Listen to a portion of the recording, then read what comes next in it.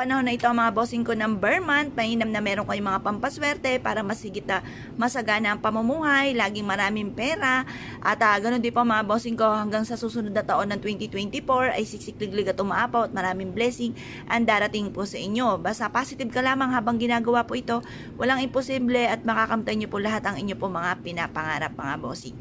Kung kayo po naniwala at nais po itong gawin, ay siya mga bossing, good luck po sa inyo po lahat. Ngayong umagang ito mga bossing ko ay mainam na gawin nyo po ito sa inyo pong pitaka mga bossing. At ito po ay makakatulong upang sa ganon masigit kayo na makatrak ng swerte. Ito po mga bossing ko ang ating pitaka. Ang gagawin lamang po natin mga bossing, kunin nyo po ito, ipagpag nyo po ito, tanggalin nyo po ang mga laman po nito at ito po ibilad nyo sa sinag po ng araw. Ganon din po mga bossing ko, ito po ang ating bawang. Ang bawang mga bossing ko ay isa sa mga subok na rin na napakaswerte mga bossing. Ito po mga bossing ko ay nagtataboy ng mga negatibong enerhiya. Ganon din po mga bossing ko, ito pong ating dahon ng laurel. Ito po mga bossing ko ay only wishes. Pwede kang umarap sa may gawing silangan ngayong umagang ito. Kung meron kang materialis na ganito, pagkatapos mga bossing, pwedeng isama nyo na rin yung bag po ninyo.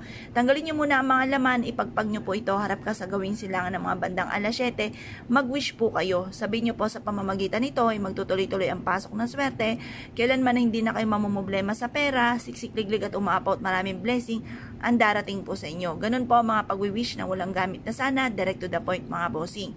At pagkatapos mga bossing ko ay mainam na pagkatapos ng alas 8, ilagay nyo po itong ating bawang at dahon ng laurel dito po sa ating pitaka.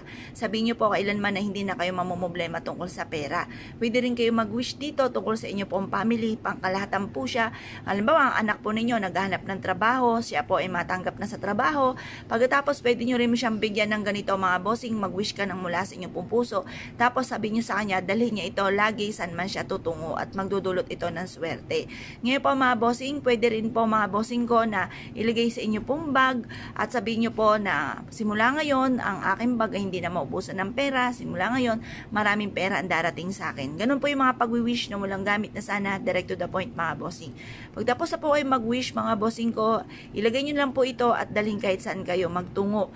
Pagka umuwi kayo ng inyong bahay sa gabi, pwede nyo rin siyang ilagay sa ilalim ng inyong pong unan at makakatulong po ito upang sa ganon kayo po ay laging suswertihin. Yung bang tipo na iniaadya ka kung saan lagi kayo suswertihin. Ganun po mga bossing. Kung kayo po naniniwala at na-issue po itong gawin, huwag na kayo magpatumpik-tumpik pa. Subukan nyo po ito, proven po ito na napakaswerte. Basta, ang pinaka-importante rin, kayo po ay may positibong pananaw sa buhay, kayo po ay dagdagan palalo ang sipag at tiyaga, pananalig sa mahal na Panginoon, at sabayan ng mga gatong mga pampaswerte at makakatulong po ito upang sa ganon, higit kayo na swertihin sa buhay. Kung kayo pa mga bossing ko ay naniwala na issue po itong gawin, huwag na po kayo magpatumpik-tumpik pa, subukan nyo po ito, proven po ito na napakaswerte. Ngayon po mga bossing, kung kayo po naniwala at na issue po itong gawin, ay siya mga bossing, good luck po sa inyo po lahat.